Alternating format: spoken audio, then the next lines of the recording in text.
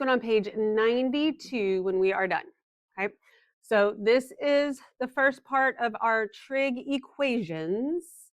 And as we talked and we did some inverses last week, remember if we have the sine of x equals 1/2 and then sine inverse of 1/2 equals x, both of them, x would have to equal angle measures, but do those represent the exact same thing?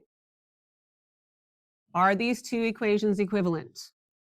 The answer is no, not just because they look different, but if the sine inverse is already there for you, you have exactly one answer you can give me. If you introduce it to figure out what x is, then you're open to other things. So remember again that if I say something like x equals the square root of 4, then x equals 2. That's all it can be. If I say that y squared is equal to 4, and then you take the square root of both sides to get y, then y is plus or minus 2. Okay, those are different, whether or not it was there already or you introduced it.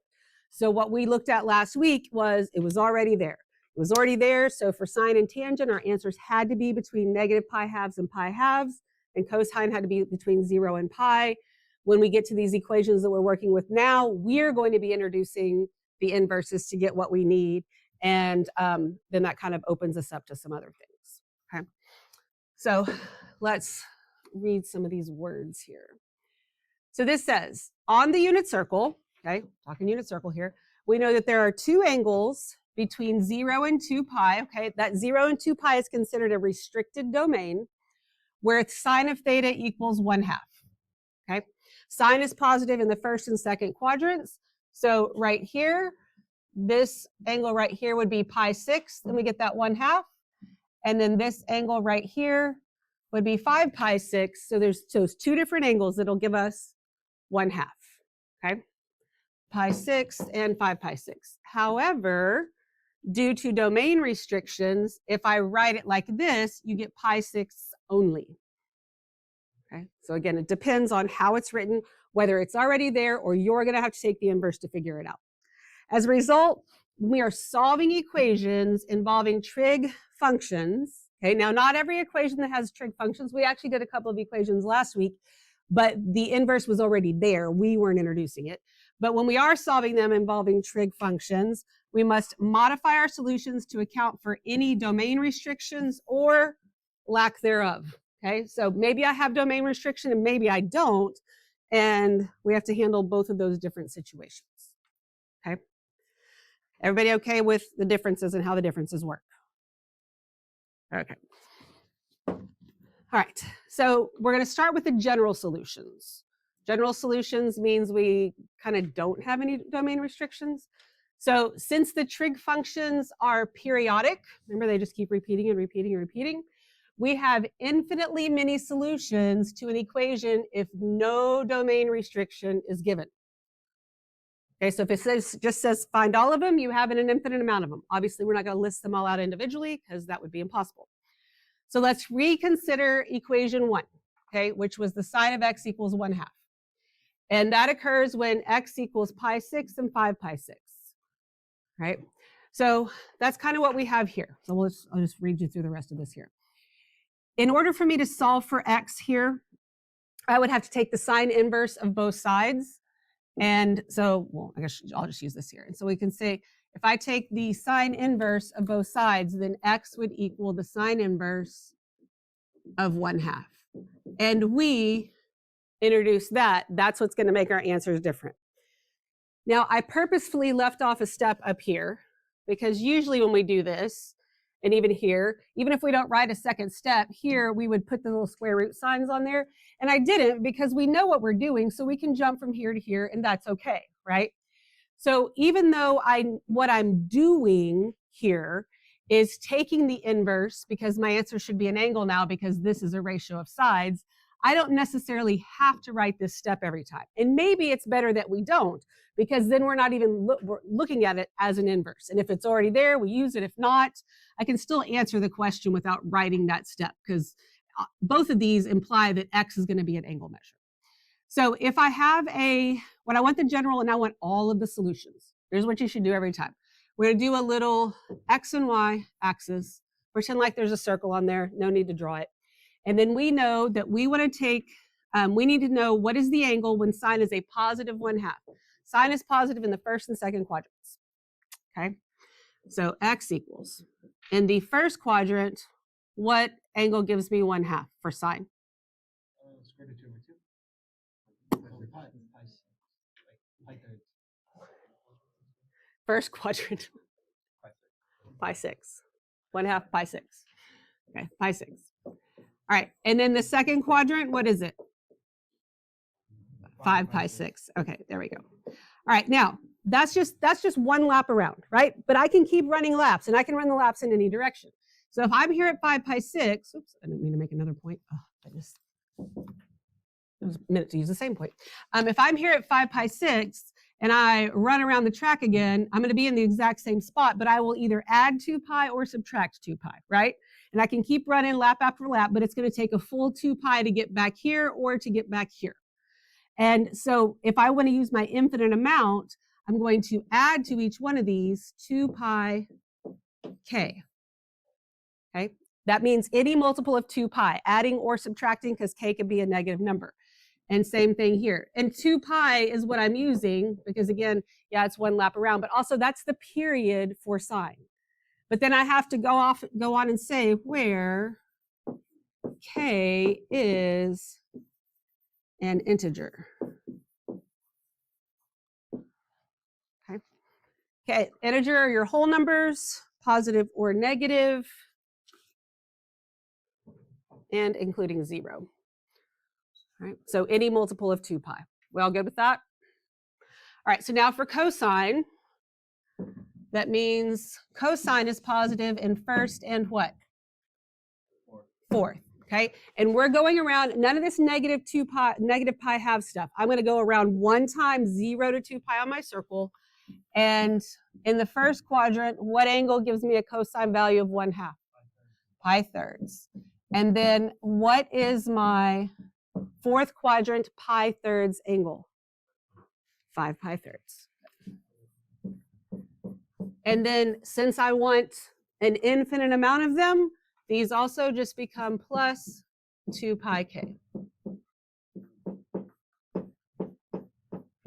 And then I say where k is an integer.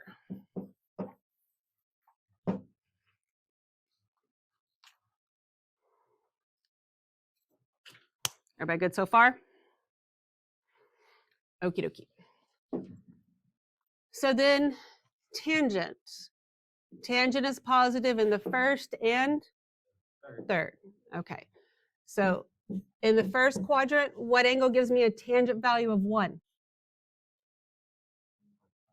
Pi fourths, right? And then what is my third quadrant pi fourths angle? 5 pi fourths. All right, now this one, a little bit different, okay? Because there's 2 different things I can do here. And we're going to do the proper one, not the other one that is still okay. If I put plus 2 pi k on both of these, I'm not wrong. However, if it is presented to you, that is not what it's going to look like. Because what is the period for tangent? Pi. And here's one of the reasons why. If I'm here, yes, I can add or subtract 2 pi, and I'm going to keep on landing here. But if I'm here and I add pi, I end up here. I add pi, I end up here. Subtract pi. So I don't have to add or subtract 2 pi. The period is pi. And really the proper way to write this would be not to include this one, even though, again, it's not wrong. If you had to write it, it's one thing. But if it's an answer in a multiple choice, it's going to confuse you if not everything's there and you don't understand. It's really just pi fourths plus pi times k. It doesn't work out for sine or cosine that way because they're not across from each other. They're next to each other when they're both positive. And so, but it works that way for tangent. And then I still need to say where k is an integer.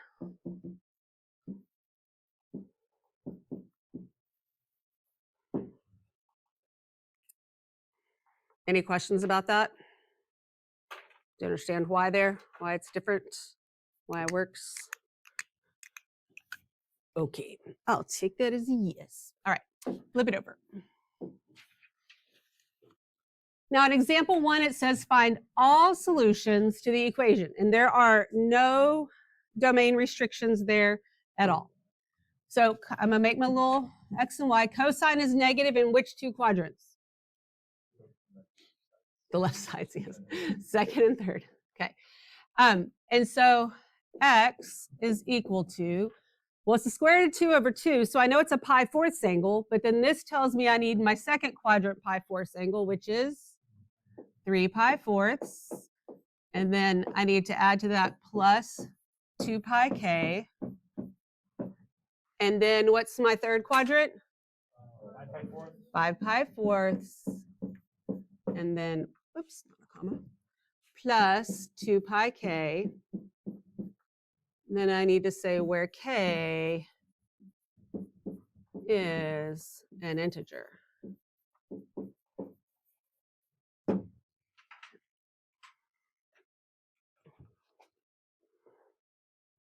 Any questions about that? We good? All right. So again, I'm finding all, and there is not a restriction. Okay, it even says all when there is restriction sometimes, but there isn't one. And sine is negative in which quadrants? 2 and 4, 3 and 4. Okay. When is sine negative 1? Isn't it just 3 pi halves? 3 pi halves, yeah. It's not even in a quadrant, so that's kind of irrelevant there. That kind of looks like a cute little face. Look at that. But it's, so I'm really just going to have one answer. Even though I'm going around twice or going around once, and there's 2 quadrants where it's negative, it's not in a quadrant, it's quadrantal. So it is 3 pi halves. And I still have to add 2 pi k. And then I can say where k is an integer.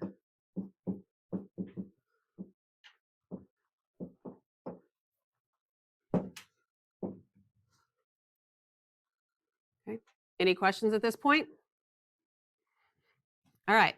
Example 3 says find all values again, but it's saying we only get to go from 0 to 2 pi. So I'm not going to have an infinite number of answers. I'm going to have at most 2. Okay. And this is tangent, where tangent is positive, and tangent is positive in which quadrants? 1 and 3. Okay. Now that 1 over the square root of 3, don't really like the way that that looks, but can we fix it into something that makes sense? Yes. If I rationalize, that becomes square root of 3 over 3. So in the first quadrant, what angle gives me square root of 3 over 3? Pi 6. And then in the third quadrant, 7 pi 6. 7 pi 6. Very good. Now, let's say that on this one, let's say that there was no restriction. Okay, so if I had no restriction, like the others, then I wouldn't list 2 of them because this is tangent.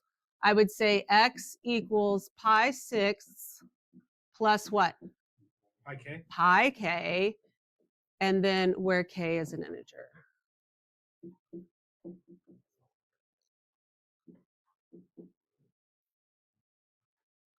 Okay. Any questions at all? We all good? All right. So now let's talk about, I mean, these were like very, very basic equations, but let's talk about the rules for solving our trig equations, which the majority of it is really the rules for solving any equation. Okay, the first thing we do is isolate the trigonometric function on one side of the equation. You're isolating wherever the variable is, just like everything else you've ever done algebraically. Then we find the corresponding angle measures of the unit circle. Now, obviously, that step sounds a little bit different, but and then consider any domain restrictions or lack thereof, and then write the solutions or the standard or the general solutions. Remember that. I don't care if there's trig in it, if there's logs in it, whatever. The algebra steps you're doing are the same algebra steps you've been doing forever, because y'all like to start making up math when things look a little bit weirder. Don't do anything that would be illegal if you're solving the most basic equation of all. So I'm going to start by just rewriting this so we can start. So I got 6 times the sine of theta equals 3 square roots of 2. So I'm going to isolate that sine of theta. I'm going to isolate this right here. So that means I got to get rid of the 6 legally. What would I do to get rid of the 6 legally? I would do what now? So divide by 6. Okay, sorry. I think y'all all said the same thing, but maybe in a different way, and I just heard blah, blah, blah. So yes, I'm going to divide by 6. Sine of theta is equal to 3 square root of 2 over 6. So what does that reduce to? Square root of 2 over 2. Square root of 2 over 2. And now we're basically back to what we had right above there, right? We literally just divided by 6. That was it. So it says find all the values. I have no domain restriction. Sine is positive in the first and second. So my theta, what angle do I get from the first quadrant? Pi fourths. And then I have to do plus 2 pi k. And then my second quadrant,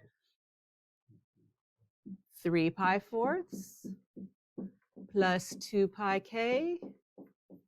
And then where k is an integer.